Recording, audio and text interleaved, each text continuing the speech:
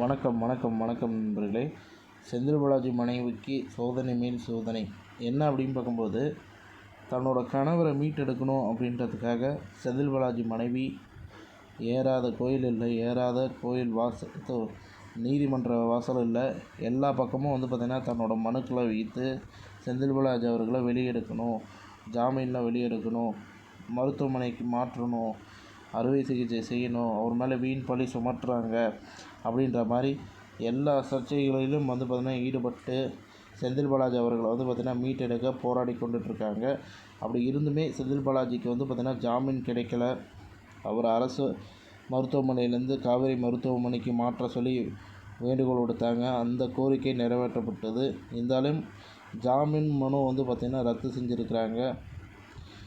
விசாரணை பார்த்திங்கன்னா விசாரணை தேதியும் தள்ளி வச்சுருக்காங்க.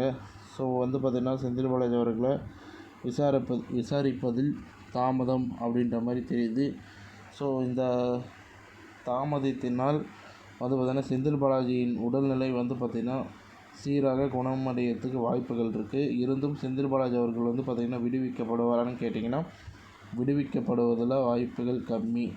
ஏன்னா அவர் மேலே 3000 கோடி ஊழல் சம்மந்தப்பட்ட வழக்கானது பதிவு செய்யப்பட்டுள்ளது.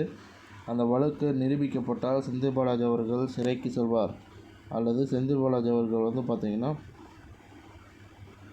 அவர் மேலே எந்த தப்பும் இல்லைன்னு சொல்லி விடுவிப்பாங்க. சப்போஸ் செந்தில் பாலாஜி 3000 கோடி ஊழல் செஞ்சுருக்கேன் அப்படின்னு ஒப்புக்கொண்டார்னா நிச்சயமாக பார்த்திங்கன்னா சிறைக்கு செல்வதற்கான வாய்ப்புகள் இருக்குது.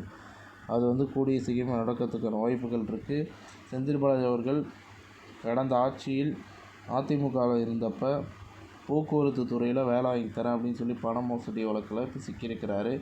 இந்த வழக்கை பார்த்திங்கன்னா தொடங்கி வைக்கிறதுக்கு ஒரு மிக முற்றுப்புள்ளி, முதல் புள்ளின்னு சொல்லலாம். அதை யார் ஆரம்பிச்சதுன்னா மு.க. ஸ்டாலின் ஐயா அவர்கள் ஆரம்பித்தாங்க. அப்போ அது பார்த்திங்கன்னா இப்போ அவங்களுக்கே வினையாக திரும்பியிருக்கு. அவரோட கட்சியில் இருக்கிற செந்தில் பாலாஜி இந்த சூழ்நிலையில் பார்த்திங்கன்னா அவருடைய அந்த ஊழல் வழக்கு பார்த்திங்கன்னா மீண்டும் எடுத்திருக்காங்க.